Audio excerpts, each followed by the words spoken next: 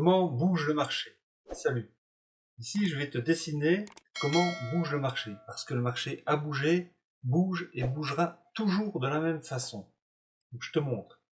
Il démarre par une impulsion, un retracement, une accumulation avec la création d'equal low et d'equal high, une liquidation des equal low et à nouveau une impulsion pour une tendance haussière.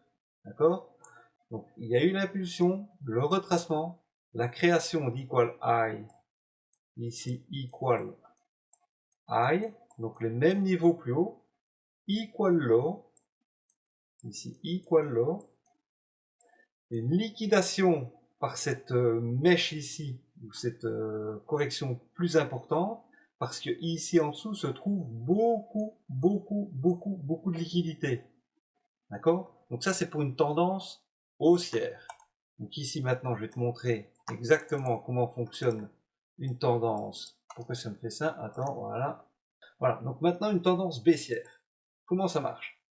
Une impulsion, de la même façon, un retracement, ici la création d'equal high, d'equal low, une liquidation ici des equal high, et ensuite il peut injecter son mouvement vers le bas. Donc il a fait l'impulsion, le retracement, il a créé des equal high,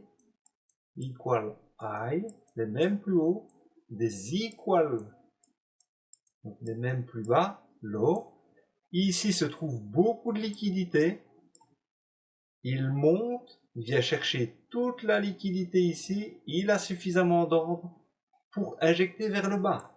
Pourquoi est-ce que ça fonctionne comme ça? Simplement parce que si vous voulez acheter quelque chose, vous êtes là, il y a quelque chose qui monte, vous achetez, à un moment donné, vous ne pouvez plus acheter parce qu'il n'y a plus personne qui vend, tout le monde achète.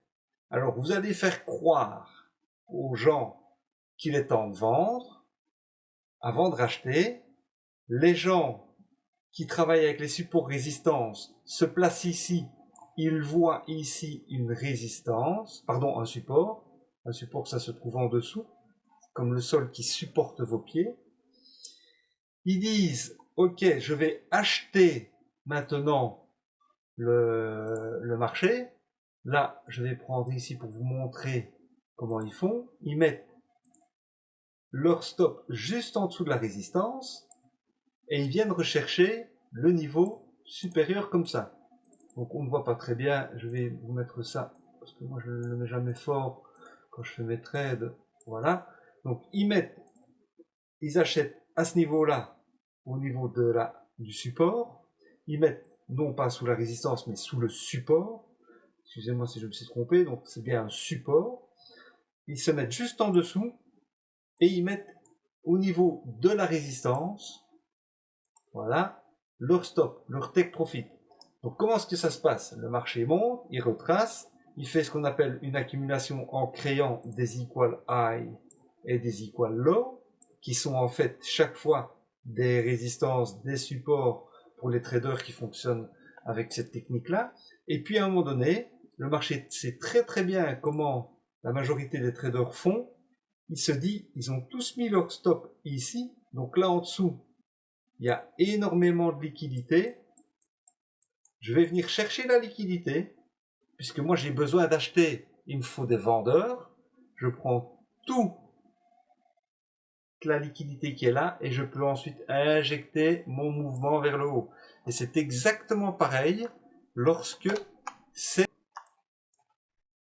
dans un mouvement baissier. Il y a une impulsion baissière, un retracement haussier avec la création d'equal high, d'equal low. Là, nous n'avons plus un support, mais bien une résistance. Donc les traders, ils font quoi? Ils mettent leur stop loss, leur arrêt de perte, juste au-dessus de la résistance, et ils vont rechercher leur take profit au niveau de l'ancien plus bas. Et le marché, il fait quoi? Le marché, le composite man, sait très bien qu'il y a beaucoup de liquidité ici.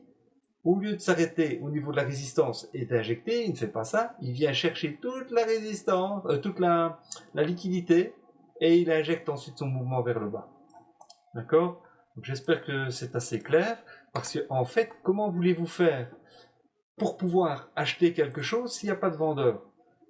C'est obligatoire. Si le marché monte tout le temps et que plus personne ne vend, il n'y a plus suffisamment de liquidité. Donc le composite man qui crée le marché, puisqu'il a énormément de liquidité, lui il a des milliards de milliards, il crée des supports de résistance dans tous les sens, et puis il sait très bien que s'il continue de monter, il y a beaucoup de liquidité ici, il a besoin d'argent, il revient ici, il prend la liquidité, il ferme certains de ses ordres qui sont en négatif, je vous expliquerai ça dans d'autres vidéos, et puis il pousse le marché.